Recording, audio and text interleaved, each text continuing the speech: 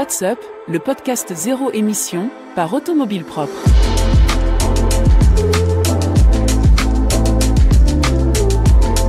Les électromobilistes moins fidèles à leur voiture électrique, Volkswagen qui a investi dans une marque américaine de véhicules électriques pour améliorer ses propres voitures, la descente aux enfers de la Tesla Model Y, BMW qui annule une énorme commande de batterie et enfin des dizaines de Tesla vandalisées.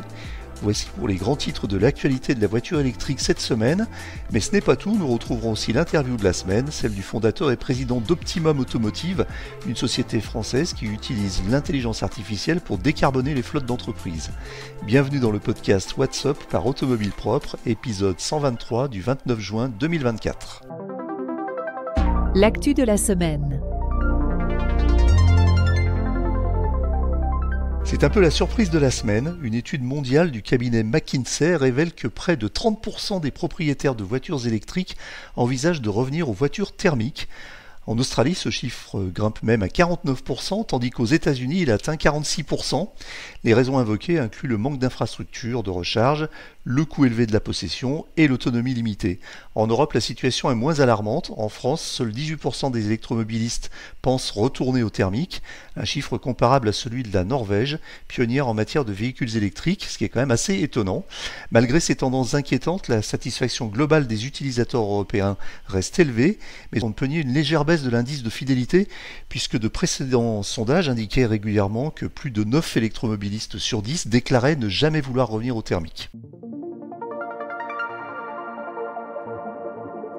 Après une série de déboires logiciels avec sa gamme ID et sa division Cariad, Volkswagen mise sur un partenariat stratégique avec Rivian, la start-up californienne de SUV et pick-up électrique. Le géant allemand investit $1 milliard avec une perspective de 5 milliards d'ici 2026 pour intégrer les logiciels et architectures électroniques de la jeune marque américaine dans ses propres modèles. Le partenariat arrive à point nommé pour Rivian en lui offrant une bouffée d'oxygène financière nécessaire pour lancer son modèle R2. Cette annonce montre à la fois que Volkswagen sait regarder ailleurs quand c'est nécessaire, mais témoigne également des difficultés du géant allemand dans la conversion à l'électrique, notamment dans la partie logicielle.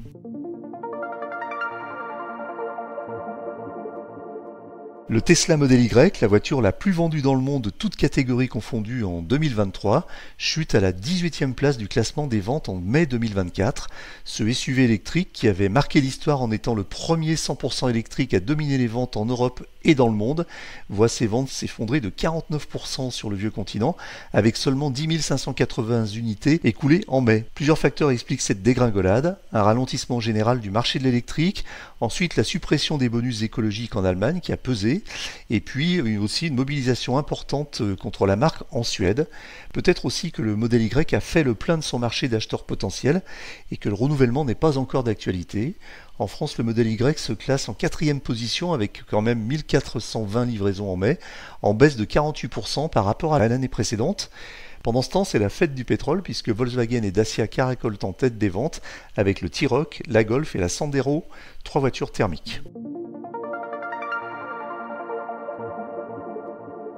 BMW a annulé une commande de plus de 2 milliards d'euros de batteries auprès de Northvolt, la société suédoise n'étant pas en mesure de répondre à la demande du constructeur allemand. Selon le média allemand Handelsblatt, Northvolt accuserait un retard de 2 ans sur ses plans de production et sa production générerait également trop de déchets. Mais il ne faut pas tirer de conclusions hâtives sur l'engagement de BMW dans l'électrique. En effet, contrairement à ce que cette annonce pourrait laisser penser, BMW mise toujours à fond sur l'électrique puisque le constructeur bavarois se tournera désormais vers Samsung SDI pour équiper ses voitures. D'ailleurs, malgré cette annulation, BMW reste engagé avec le constructeur suédois de batteries pour développer ses cellules de batterie de nouvelle génération et prévoit qu'il fournisse des batteries de sa gamme Neue Klasse à partir de son usine en Allemagne.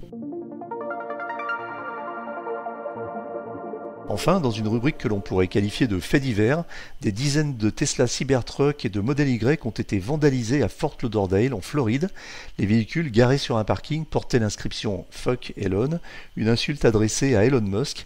Cet acte de vandalisme est survenu alors que Tesla a temporairement interrompu les livraisons du Cybertruck en raison d'un problème technique, une fois de plus.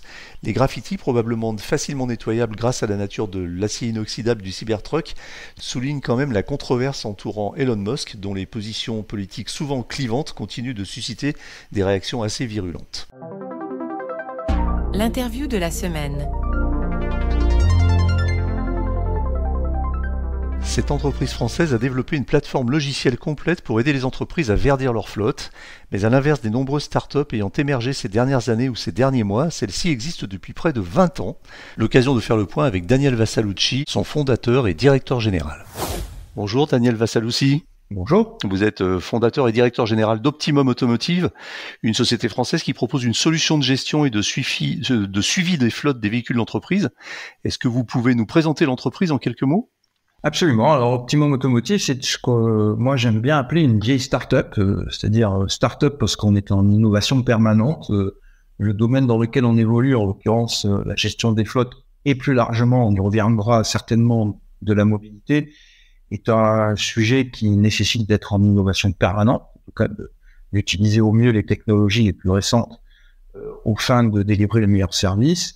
Donc, et en même temps, vieille start-up, vieille parce que on vient de fêter nos 18 ans, donc on a l'âge de la majorité, de fait, ça nous donne à la fois ce côté innovant de start-up et ce côté un peu vieille structure, quand je dis vieille structure, avec déjà une certaine histoire.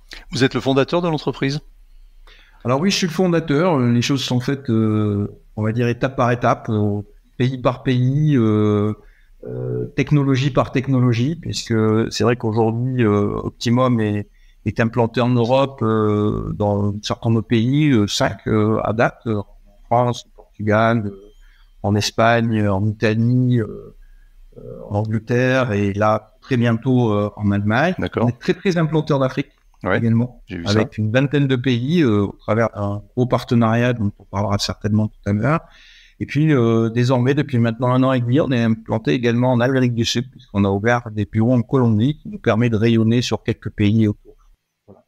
Alors vous avez développé un logiciel, parce que c'est un petit peu le sujet qui nous intéresse aujourd'hui, qui aide les entreprises à mieux gérer leur transition de leur flotte vers l'électrique. C'est-à-dire que vous avez été créé en 2006. J'imagine qu'en 2006 et jusqu'à il y a peu de temps, l'électrique n'était pas vraiment un sujet prioritaire pour vous.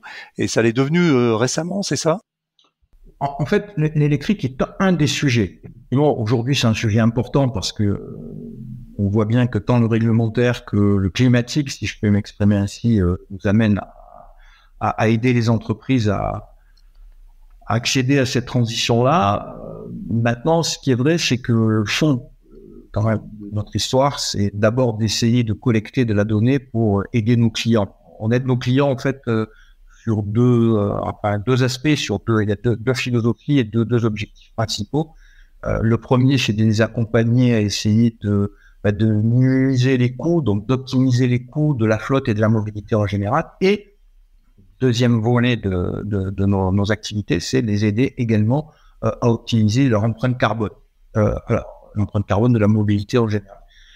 Parmi les actions que nous menons avec eux pour optimiser l'empreinte carbone, bien évidemment, il y a la transition qui permet de passer les flottes du thermique vers l'électrique, avec un fondement important qui est la donnée que nous allons utiliser, et nous allons certainement y revenir en détail, et c'est la donnée en fait qui est un peu la clé de toutes les actions que nous allons mener avec eux pour les amener à avoir une transition la plus éclairée, la plus, on va dire, susceptible de créer le moins de freins et d'achoppement dans l'adoption de ces nouvelles mobilités. Vous intervenez uniquement sur les véhicules particuliers ou ça concerne aussi les véhicules utilitaires dans les flottes d'entreprise ? Ah non, on intervient sur tout type de véhicules. D'accord. Du véhicule du VP, effectivement, du véhicule particulier, jusqu'à du véhicule utilitaire, voire des camions, puisqu'on a également toute une partie de nos services qui accompagnent la transition camion également. Avec des besoins divers et variés d'ailleurs.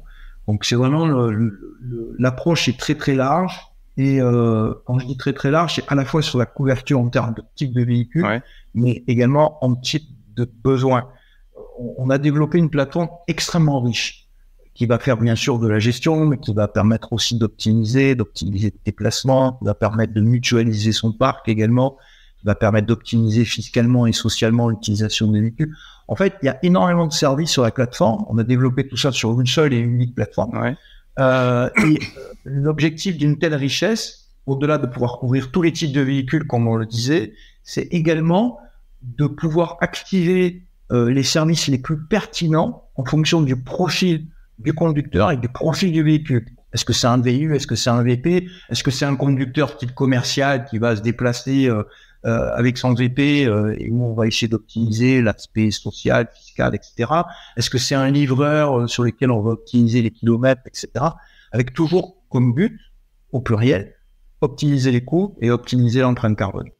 Alors, vous avez évoqué deux sujets qui me paraissent intéressants et assez distincts, même s'ils sont complémentaires. Vous avez parlé de gestion de flotte et de gestion de la mobilité. Quelle est la différence pour vous entre les deux? Alors, historiquement, sur la gestion de flotte, si on reprend les deux fondamentaux, optimisation des coûts et optimisation de l'empreinte carbone, en gros, globalement, nos clients ont besoin de rapports, besoin d'indicateurs, de KPI, comme on dit, à la fois sur les coûts, qu'on appelle le TCO, le Total Cost of Ownership, pour les gestionnaires de parcs savent de quoi on parle, puisque c'est leur indicateur principal, et puis de l'autre côté, tous les rapports RSE, etc., qui permettent de mesurer l'empreinte carbone, en fait, dans une entreprise. Petit à petit, le métier a évolué. Et donc, nos clients ont eu besoin non plus d'avoir un indicateur de TCO pour le coût, mais d'avoir un TCM, donc un Total Cost of Mobility, donc, qui englobe toute la mobilité en général, c'est-à-dire certes le véhicule, mais également, je sais pas, si vous prenez un Uber, que vous louez une trottinette, que vous preniez le train, l'avion, ça doit entrer en fait dans les coûts qu'on prend en considération pour la mobilité. Et le pendant est exactement le même sur la partie empreinte carbone, c'est-à-dire qu'on ne mesure plus uniquement l'empreinte carbone des flottes de véhicules, mais on mesure l'empreinte carbone aussi de la totalité de la mobilité. Donc il est vrai que l'objectif a été d'accompagner nos clients d'une transition qui va du fleet management vers du mobility management. C'est pour ça qu'en fait, désormais, on parle de gestion de la flotte et de la mobilité en général. Mais alors ça veut dire par exemple qu'en dehors du sujet qui nous intéresse, c'est-à-dire les flottes automobiles, et plus particulièrement l'électrique, vous allez aussi être capable de gérer ce qui est généralement géré par ce qu'on disait à une époque, les responsables de voyage ou les gestionnaires de voyage ou le bureau des voyages des entreprises, c'est-à-dire une facture de taxi, une facture d'avion, de train, etc. Vous allez jusque-là? Absolument. On va jusque-là et ce sont des services que nous avons ajoutés il y a un petit peu plus d'une année sur la plateforme. Ce sont des services qui permettent d'appréhender aussi les autres moyens de mobilité. C'est intéressant parce qu'il fallait qu'on capte à la fois quel était le mode de déplacement. Donc, on a mis en place une application mobile interconnectée avec tous les opérateurs de mobilité. Et on avait besoin aussi, pour calculer le coût de mobilité, on avait besoin également de savoir combien vous payez ces services-là. Et donc, on a rajouté sur la plateforme une carte de paiement en fait qui est complètement dédiée à la mobilité et qui permet en fait d'appréhender cette fois le coût de la mobilité. Donc on agrège le coût des flottes et le coût de la mobilité pour avoir la capacité d'accompagner nos clients dans l'appréhension globale de la mobilité, tant sur la partie des coûts que sur la partie de l'empreinte carbone. Alors on a parlé, je l'ai vu en tout cas sur votre site et dans vos communications, l'IA est évoquée. Alors c'est un sujet qui est à la mode aujourd'hui, c'est peut-être parfois un mot un petit peu qu'on utilise un petit peu à tort et à travers pour enjoliver ses plaquettes marketing, on va dire. Est-ce que vous, c'est une réalité? Vous utilisez réellement de l'IA et de quelle façon dans vos analyses? Alors on utilise l'IA à plusieurs niveaux chez nous. D'abord dans le dialogue avec nos clients, parce que nos clients échangent beaucoup avec les plateformes. Donc on utilise les langages modèles pour faciliter la relation, la discussion avec l'outil. Ça veut dire que concrètement, vous avez mis en place des chatbots qui utilisent des chats GPT ou autres pour qui permettent de faire des extractions beaucoup plus rapidement que d'aller chercher l'information, sortir des rapports, etc. On peut poser la question en langage naturel sur la plateforme et elle va sortir les rapports et les données dont vous avez besoin. Donc ça, c'était un premier élément. Mais là, du coup, c'est du langage, on va dire de l'échange, du langage de l'échange avec l'utilisateur. Mais on utilise aussi l'IA sur de l'algorithmie parce que, en fait, tout ce que nous proposons en termes d'outils à nos clients, en fait, c'est ce que moi j'aime bien appeler la partie visible de l'iceberg. Parce que la partie invisible de l'iceberg, c'est vraiment toute la data que nous stockons. Parce que tous les jours, nous cartons et nous stockons des téraoctets de données qui viennent des véhicules, qui viennent des conducteurs, qui viennent des contrats, qui viennent des factures, il y a vraiment énormément de données extrêmement riches. Et cette donnée-là, en fait, elle n'a de sens qu'à partir du moment où elle a un traitement dit intelligent. C'est-à-dire qu'on essaie d'abord, premièrement, de faire en sorte que j'aime pas employer les grands mots, j'aime pas employer le machine learning, le deep learning, qui sont des mots qui sont tellement galvaudés aujourd'hui. Bah, allez-y, n'hésitez pas. Dire, il y a de la data, il y a du big data, effectivement, et derrière, on met des algorithmes qui commencent à ressembler aussi à de l'intelligence, entre guillemets. Ces algorithmes sont de plus en plus puissants pour aider nos clients à prendre des bonnes décisions. On y reviendra peut-être sur la partie électrique, mais c'est un exemple totalement illustratif de comment les algorithmes et la donnée peuvent faciliter le travail de nos clients à décider, à la fois la décision. Et puis, deuxième élément, la prédictivité, puisque quelque part, avec la totalité des données que nous avons et de l'intelligence, on peut commencer à prédire un petit peu et voire anticiper. Et là, pour nous, ça a été quand même un terrain de jeu extraordinaire parce que sur le véhicule, la prédictivité, il y a des enjeux énormes liés à ça, notamment, et on fait beaucoup de travaux avec certains constructeurs, justement, pour les amener grâce à l'intelligence et à la data, d'aller vers de plus en plus de prédictivité. Alors justement, allons-y, parlons de verdissement des flottes. C'est je dirais, probablement un virage aussi chez vous, qui est quand même assez important, autant que chez les gestionnaires de flotte. Comment ça se passe? Comment vous mettez ça en avant? Est-ce que vous heurtez à la réticence des entreprises ou au contraire à un intérêt pour le verdissement, sachant que de toute façon, intérêt ou pas, ils y sont un peu contraints avec la loi L'Homme. Donc comment tout ça s'organise pour une entreprise comme la vôtre qui existe bien avant ces problématiques de verdissement? Alors déjà, il faut bien segmenter les flottes et en tout cas notre portefeuille clientèle.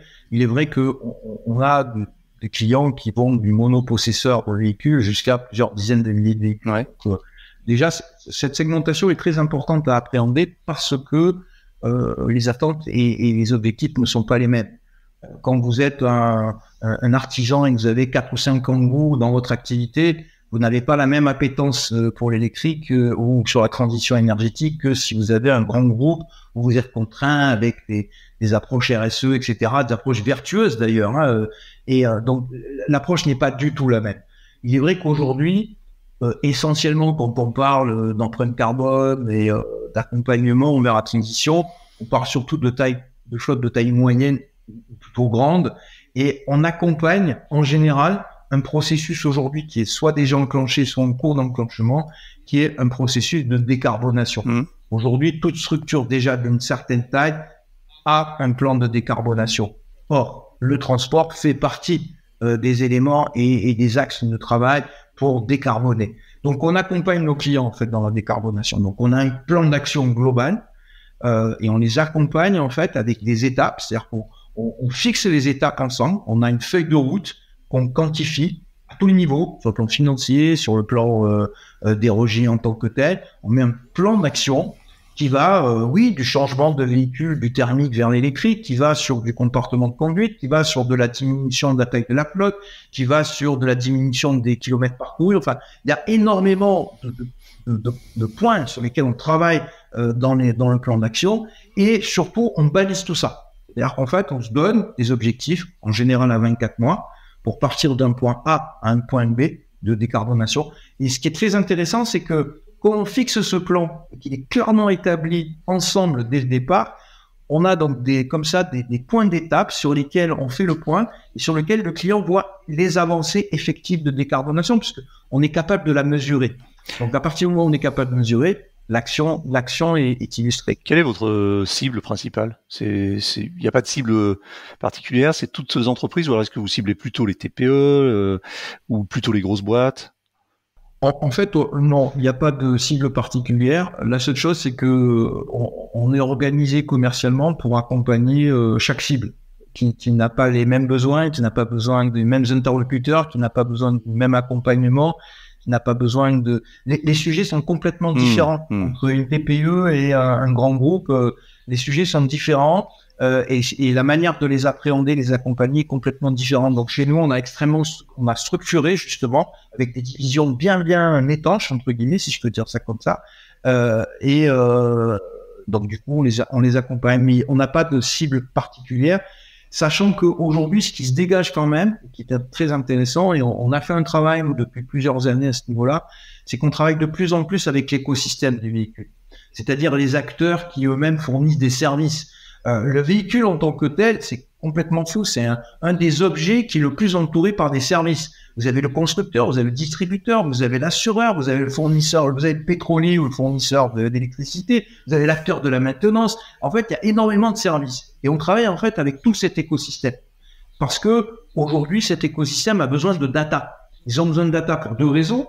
La première raison, c'est pour affiner les services déjà qu'ils prodiguent à leurs clients aujourd'hui. Et deuxièmement, pour inventer aussi les services de demain. Parce que on sait très bien que tous ces métiers-là aujourd'hui sont en vrai questionnement avec l'avènement du véhicule électrique, l'avènement du véhicule autonome. Le paradigme est en train de changer. Et donc, forcément, pour pouvoir inventer et proposer de nouveaux services, la clé, c'est la data et la proximité avec son client. Et là, nous, on essaie modestement d'avoir un rôle dans la fourniture de la data, et dans le lien avec le client. Votre plus gros client représente combien de véhicules? Alors, notre plus gros client, ce sont des loueurs et ils représentent pour les plus gros une vingtaine de 25 000 véhicules à peu près. Ah oui, d'accord. Alors justement, est-ce que c'est plus, comment on va dire, est-ce que c'est plus facile de gérer pour un client un parc, je sais pas, de 100 véhicules ou un parc de 10 000 ou 20 000 véhicules? C'est-à-dire, est-ce qu'une fois que vous avez mis en place le process, est-ce qu'il est le même sur des petites entreprises et des grosses entreprises, ou est-ce que ça change? Il y a des gros changements, des grosses différences. Et la question sous-tendue, c'est est-ce que finalement c'est pas plus facile avec un gros parc parce que vous obtenez plus de data et vous pouvez plus granulariser vos données? Alors, concernant la data, on a mis en place, comme je vous l'ai dit tout à l'heure, cette partie immergée de l'iceberg, qu'est-ce que nous appelons le data hub chez nous. On a mis en place des process qui permettent que vous ayez 10 000 véhicules ou que vous en ayez 5, d'avoir la même qualité de la data, avec la même granularité à tous les niveaux. Donc, en fait, on sait collecter la data.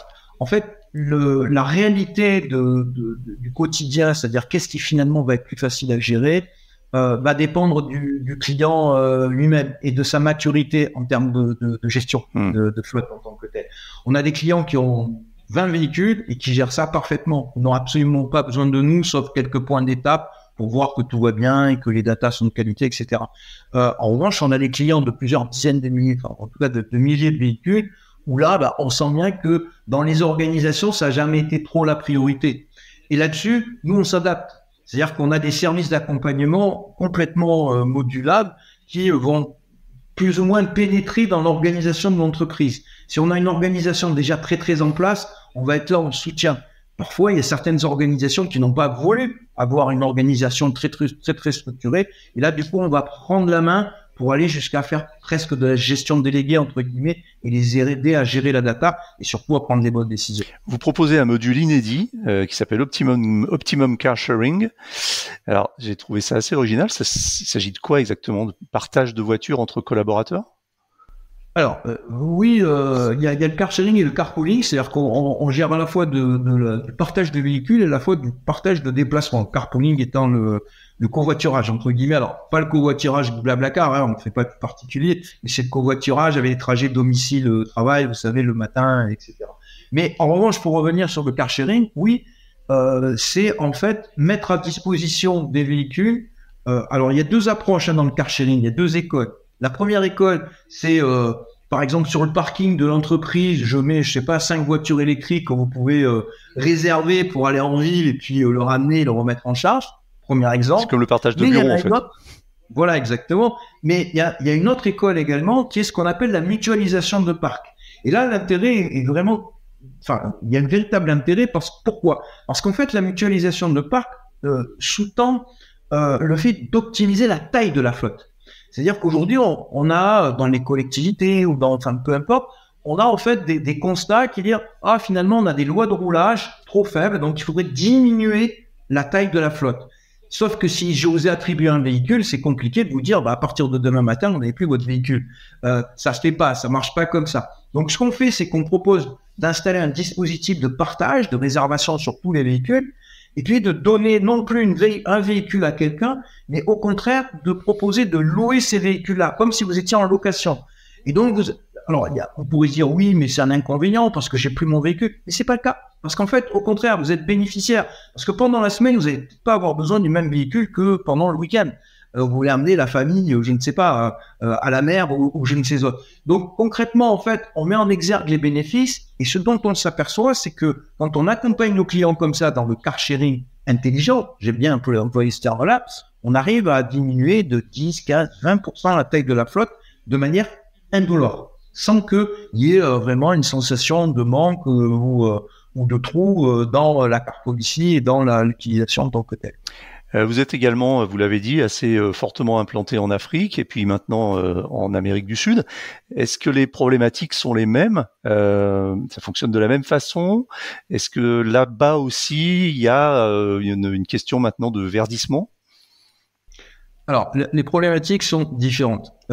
Même si je vais, en fin de vos propos, revenir sur ce que vous êtes en train de mettre en exergue, effectivement. Mais la vraie problématique, d'abord, en Afrique, en Amérique du Sud, ce sont d'abord des problématiques sécuritaires. Sécuritaire des assets, sécuritaire du fuel, sécuritaire des marchandises, sécurité des conducteurs. Donc, c'est le premier sujet qui est à traiter. Donc, ça fait partie des fonctionnalités que nous avons sécurisées, en fait, les assets et les conducteurs et les marchandises et le fuel, surtout le fuel. En revanche, ce qui est vrai, et là vous avez raison, c'est que les problématiques de fleet management, de transition énergétique, etc., ne sont pas complètement absentes, parce qu'il y a aussi des flottes conséquentes en Afrique. Et ces sujets-là, aujourd'hui, deviennent de véritables sujets. Et au travers de nos partenaires, notamment l'Oxea, CFAO, Toyota, avec qui on a un très très gros partenariat pour couvrir la totalité de l'Afrique, effectivement, aujourd'hui, on équipe déjà des flottes sur des sujets de verdissement, sur des sujets de fleet management, d'optimisation des coûts, d'optimisation de l'empreinte carbone. Ce sont des sujets sur lesquels on déploie également des solutions en Afrique. Concernant l'électrification, vous avez dans vos data un chiffre qui vous dit exactement sur l'ensemble de vos clients et des flottes que vous gérez, la part de flottes qui ont été électrifiées aujourd'hui? Alors, pour être clair, il y a eu un engouement sur les 2 dernières années. La réalité, c'est que c'est plus l'hybride qui a pris le pas que l'électrique lunaire. Hein. Ça, c'est une réalité. Ce qui n'est pas forcément une bonne nouvelle. Ce qui n'est pas forcément une bonne nouvelle si c'est pas bien utilisé. Ouais, et du coup, on essaie de mettre à disposition de nos clients une vision, des rapports qui permettent d'avoir la réalité de l'utilisation électrique de l'hybride. Ouais, c'est ça. Si c'est bien utilisé, ça peut être intelligent. Ouais. Mais il faut que ça soit bien utilisé. Sur la partie électrique, il y a eu des sursauts sur certaines marques américaines que je ne citerai pas, maintenant chinoises que je ne citerai pas, un petit peu du français également. Mais la réalité, c'est que quand même, sur les derniers mois, on sent une accélération qui a tendance à baisser. C'est-à-dire qu'en fait, on sent un petit désaffection, c'est-à-dire que finalement, l'engouement tend un peu à retomber, ce qui nous fait poser question, parce que c'est vrai que il y avait des objectifs qui ont été fixés. Alors, est-ce que les objectifs resteront les mêmes en ces périodes un peu troubles? On ne sait pas trop ce qui va se passer réellement sur les objectifs, mais n'empêche que là, avec ce qu'on voit et les taux d'équipement actuels, on se demande un peu au niveau des flottes comment les objectifs vont être vraiment tenus. Est-ce que ce sont les gestionnaires de flotte qui tirent parti, enfin, ou qui tirent des conclusions ou des conséquences déjà de du début de l'électrification et qui ralentissent parce que ça convient pas exactement à leurs usages, ou est-ce que ce sont de nouveaux qui n'ont pas envie d'électrifier tout simplement? En fait, si vous voulez, au-delà des usages, il s'agit de prendre en considération après la réalité opérationnelle, c'est-à-dire entre le concept d'électrification et la réalité au quotidien. Alors, je vais laisser de côté les problématiques de recharge, etc., parce que le réseau se densifie. Oui. Donc, globalement, allez, il faut pas être malhonnête. Aujourd'hui, c'est faisable. On peut vivre avec. En revanche, il y a des questions parallèles qui se posent et sur lesquelles il faut trouver des réponses aujourd'hui. Les problématiques de pneumatiques, avec des usures de pneumatiques quand même qui sont largement supérieures. Nous sommes des indicateurs que l'on voit sur les plateformes, des problématiques assurantielles également. C'est-à-dire qu'en gros, globalement, aujourd'hui, les assureurs ne sont plus tout à fait friands à assurer des véhicules électriques parce que, on voit bien que très souvent, dans le cas des sinistres, il y a une partie gestion de sinistres très, très étoffée dans notre plateforme.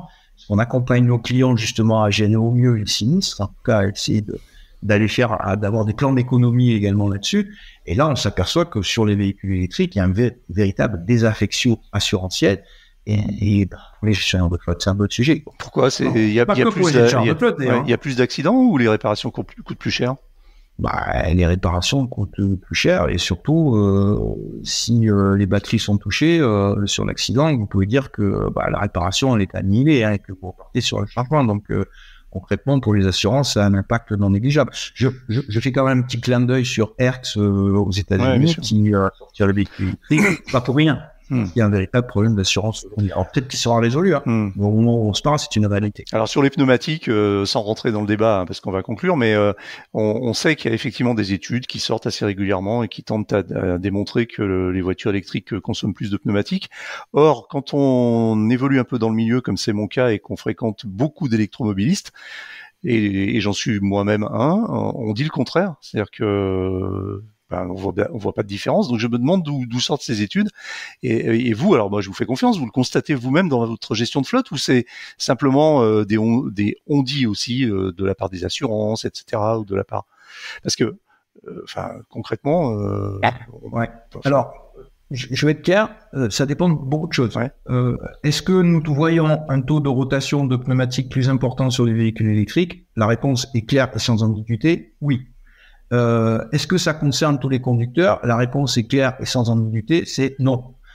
Donc en fait, concrètement, si vous voulez, ça ne va pas concerner tous les types de conducteurs, toutes les typologies. Ça va concerner plus du VU, etc. Où là, peut-être que la manière de conduire et de se comporter avec les véhicules sont pas tout à fait les mêmes que sur du VP. Donc ça va dépendre en fait aussi du type de conducteur. Ça, c'est une réalité. Alors Optimum a reçu un prix, une récompense pour son service Mobility Pack lors du dernier congrès Drive to Zero là qui a eu lieu récemment. Ça change quelque chose pour vous? C'est quelque chose que vous mettez en avant? Ça vous permet d'avoir plus de clients? On essaie de se donner de la visibilité aussi en essayant de concourir sur des prix. Pour nous, c'est la mise en exergue de l'innovation parce que comme je vous l'ai dit en introduction, quand on se dénomme vieille start-up, ça veut dire que quelque part, on met en avant aussi notre capacité à innover et à accompagner nos clients. Donc pour nous, oui, c'est une vitrine, c'est un moment important.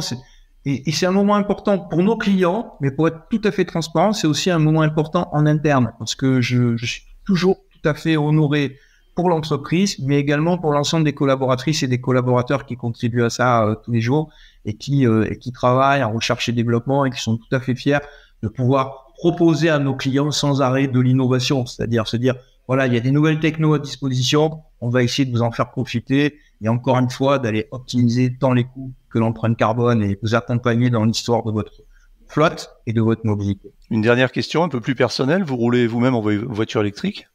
Alors moi je roule en hybride. Je roule en hybride et j'ai des arguments. Je fais environ 80 km par jour et avec l'hybride que j'ai sélectionné, que je paierai, je roule en électrique toute la semaine. C'est ça, d'accord. Une très grande partie du week-end, donc je peux dire que je roule en électrique. En revanche, je suis friand également d'aller skier, notamment l'hiver. Et là, pour l'instant, ma portée est insuffisante. Donc, je me réserve une petite partie, entre guillemets, en thermique, parce que c'est peut-être par confort pour pas m'arrêter au milieu. Mais il n'empêche que, pour l'instant, c'est mon choix. Mais en revanche, à mon compteur, aujourd'hui, je suis à une consommation, parce que du coup, on mixe le taux, de 0,9 litres. Donc, je suis assez fier de moi. Donc, vous avez une utilisation assez idéale et vertueuse de l'hybride, en fait. Voilà, oui, je fais en sorte que, absolument. Très bien. Merci beaucoup, Daniel Vassalucci. Je rappelle que vous êtes fondateur et directeur général d'Optimum Automotive, une société française qui propose une solution de gestion et de suivi de flotte de véhicules d'entreprise. Merci. Voilà, c'est terminé pour aujourd'hui, mais l'actualité de la voiture électrique ne s'arrête jamais. Retrouvez-la heure par heure sur automobilepropre.com. Pensez bien à vous abonner via votre plateforme préférée afin de ne rater aucun épisode. Et n'oubliez pas de noter le podcast sur les plateformes, c'est le meilleur moyen de nous soutenir et de nous faire connaître. N'hésitez pas également à nous faire vos retours, remarques, questions, suggestions à l'adresse podcast@automobilepropre.com. Quant à nous, nous vous disons à la semaine prochaine pour un nouveau numéro du podcast. Salut!